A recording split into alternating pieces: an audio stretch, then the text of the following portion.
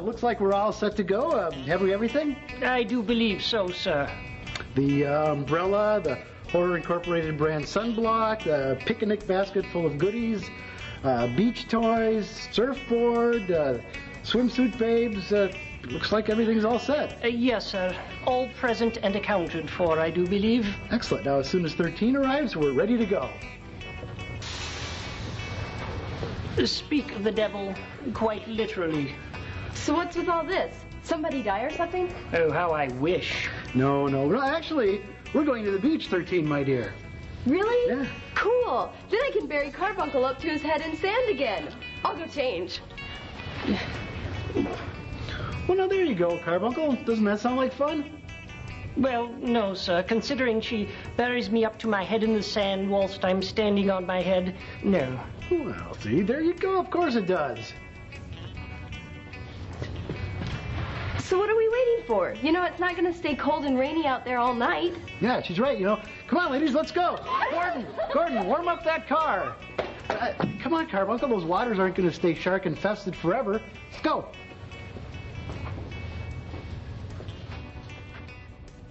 I wonder if they would notice if I were to miss my ride. Come on.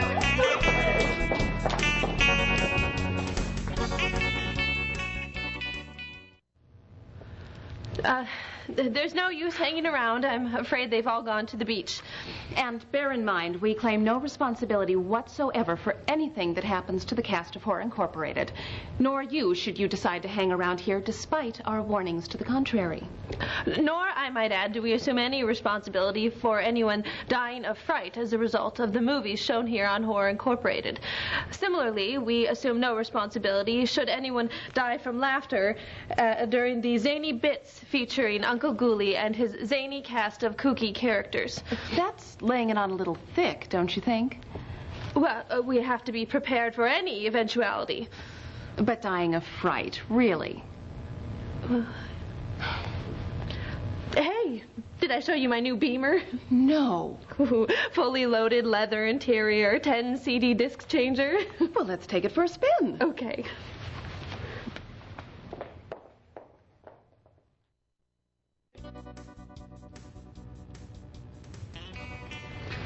See, I told you, Carbuncle. That was the life now, wasn't it? Yes, well, the afterlife in my case, sir. Well, it's like I always say, we go there when it's dark, it's cold, it's rainy, the beach is ours.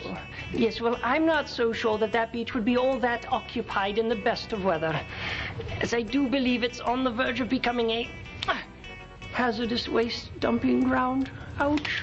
Oh. I'm just glad Gordon managed to keep his swimsuit on. Can you imagine if he'd lost it?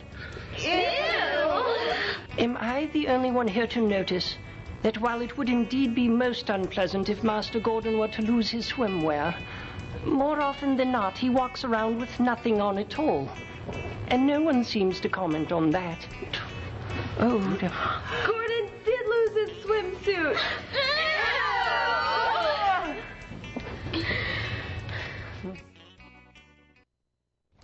Now, 13, come here and tell me what you thought of this week's movie, won't you?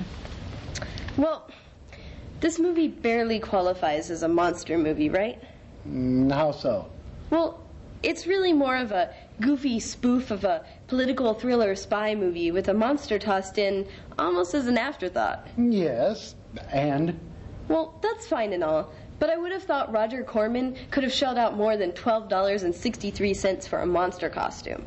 Cookie Monster is a more believable monster than this shaggy heap of mangy fur and plastic seaweed and tennis ball eyes. Well, you do have a point there. Barney is even a more believable monster. Ooh, take it easy. I mean, this is Horror Incorporated and all, but we don't want to go overboard. Okay. I won't even mention those horrifying Teletubbies, right? Oh, don't do that. I mean, after all, children watch this show. I agree. Oh.